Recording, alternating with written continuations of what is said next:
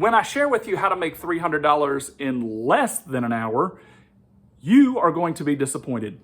95% of you are going to be disappointed.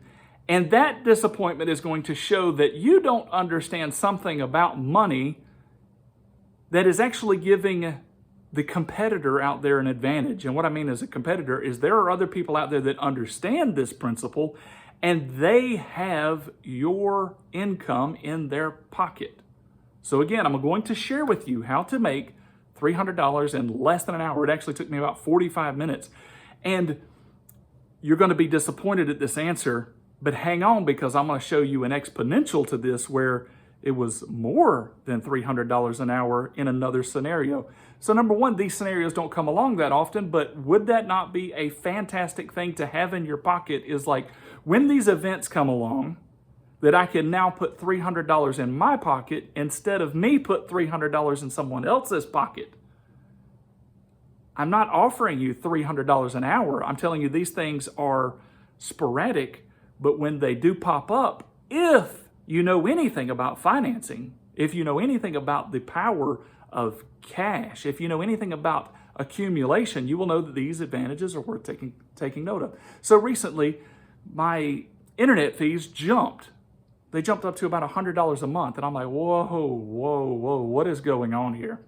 And so I now have a new standard fee because my promotional discount is gone. I'm like, well, I'm not okay with this new $100 a month. And so I just simply called in and I was like, hey, why am I paying this? And they're like, well, this is, you've run out of your discount. I'm like, okay, well, your competitor is offering such and such.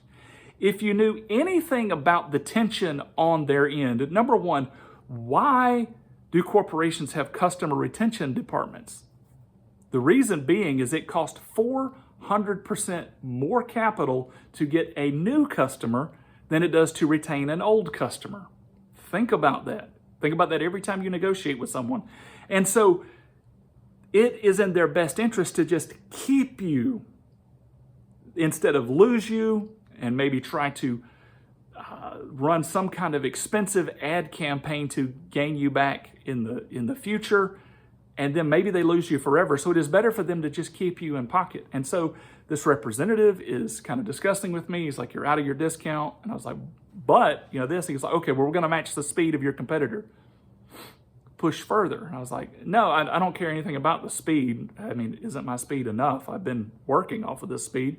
So why don't you just lower my amount? And she's like, well, let me see what I can do. And so I get reference to somebody else in the system. And eventually you run across the people that are there to keep the company running. And he's like, yeah, man, we'll put you on the loyalty program, and we're going to lower your rate by $25 this month. And when you multiply that out for the next year, that's $300 that was made in less than 45 minutes.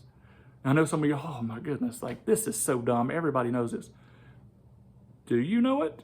And are you using it? Let me share a different illustration where the same exact technique was used, but this time it put $3,000 in my pocket.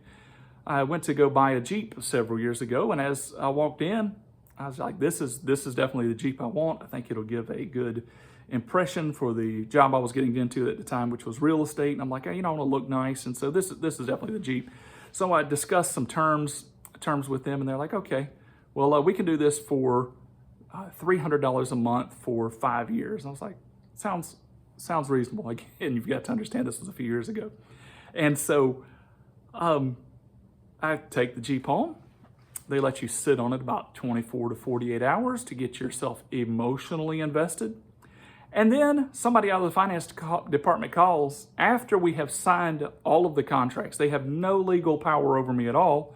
They just have bullying power or bargaining power or let me pull one over on you power. But the guy's like, man, we made a mistake.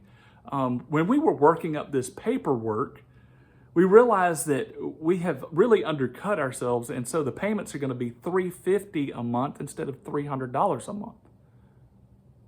He was trying to take $3,000 out of my future. And here's what I told him.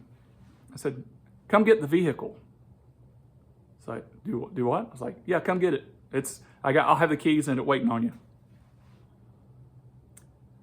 Guy hung up the phone, and that was the last I ever heard from him.